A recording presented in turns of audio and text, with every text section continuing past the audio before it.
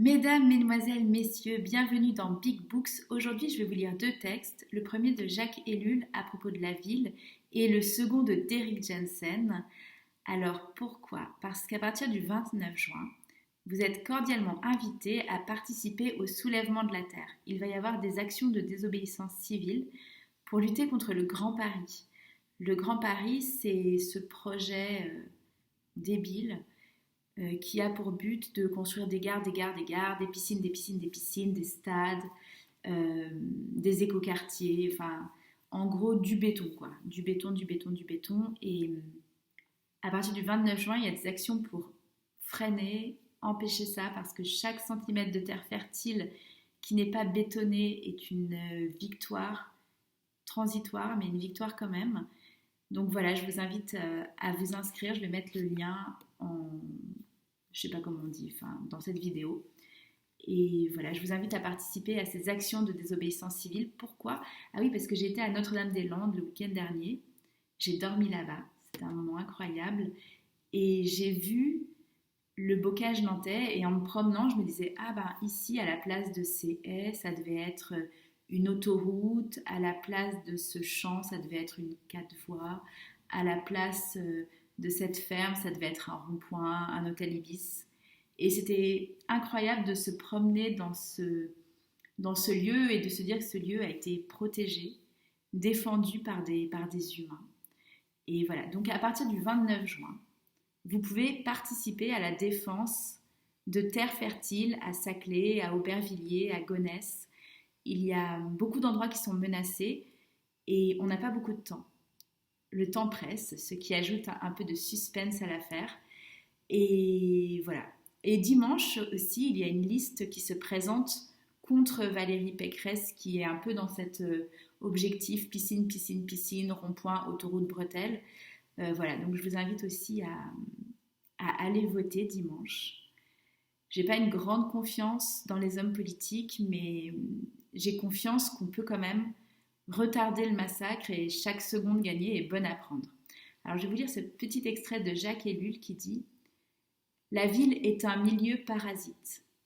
Elle ne peut en aucune façon vivre par elle-même et en elle-même.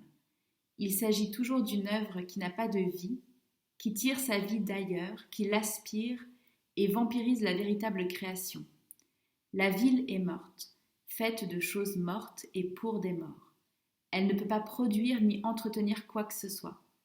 Tout ce qui est vivant doit venir de l'extérieur. Tout ce qui est vivant. Elle ne se renouvelle pas en elle-même, elle se renouvelle par un apport constant de sang frais. Ainsi, la ville ne peut fonctionner qu'en parasite et grâce à un apport constant de l'extérieur. On est porté à dire échange, mais la ville n'a rien à échanger, rien à donner en contrepartie, car ce que la ville produit est pour son usage personnel.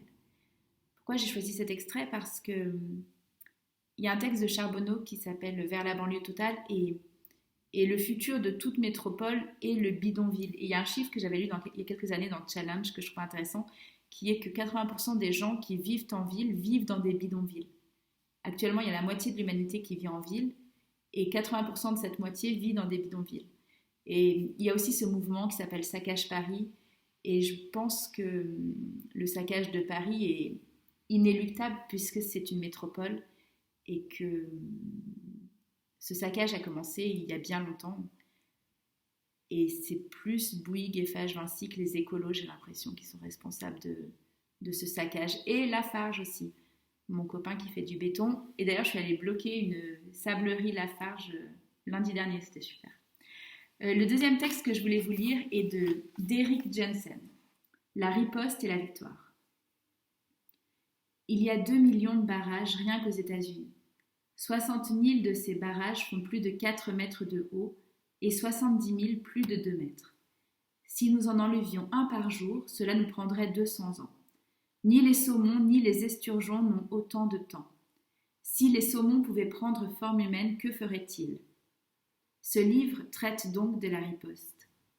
Qu'entendons-nous par riposter? Nous verrons que cela signifie avant tout penser et ressentir en toute indépendance, déterminer ce que nous aimons et la meilleure manière de le défendre, à l'aide des moyens appropriés et nécessaires.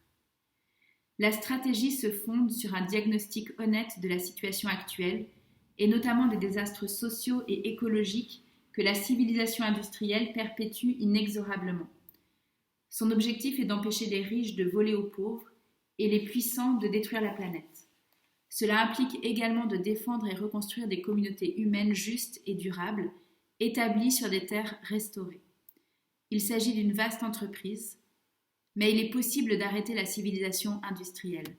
Pour cela, nous devons créer une culture de résistance, une véritable résistance, et réunir les conditions nécessaires au retour des saumons, des oiseaux et des amphibiens. Il n'est pas rare que des gens nous abordent pour nous expliquer comment leur espoir et leur désespoir ont fusionné. Ils ne veulent plus faire tout ce qui est possible pour protéger les endroits qu'ils aiment, ils veulent passer à l'offensive pour démanteler cette culture, mais ils ne savent pas comment. Ce livre traite donc de la riposte et de la victoire. L'action directe ayant pour cible les infrastructures stratégiques est une tactique élémentaire adoptée à la fois par les armées et les insurgés du monde entier pour la simple et bonne raison que cela fonctionne. Mais de telles actions seules ne seront jamais suffisantes pour garantir un juste dénouement. Toute stratégie visant à créer un futur meilleur doit intégrer un appel à la construction de démocraties directes fondées sur les droits humains et sur des sociétés matérielles soutenables.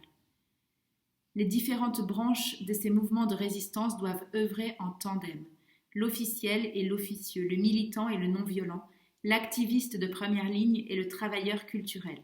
Nous avons besoin de tout. Nous avons aussi besoin de courage, dont la racine étymologique vient du mot cœur. Nous avons besoin de tout le courage dont est capable le cœur humain, forgé à la fois en armes et en boucliers, pour défendre ce qu'il reste de la planète. Et le cœur du courage, bien sûr, c'est l'amour.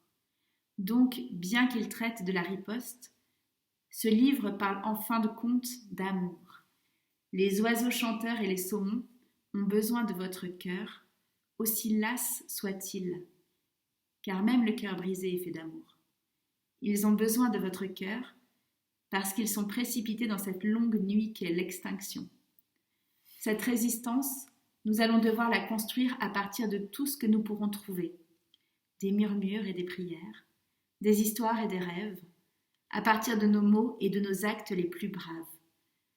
Cela sera difficile et coûteux, cela semblera impossible lors de beaucoup trop d'aubes implacables, mais quoi qu'il en soit, nous devrons nous y atteler. Alors, rassemblez votre courage et joignez-vous à tous les êtres vivants. Avec l'amour comme cause première, comment pourrions-nous échouer ?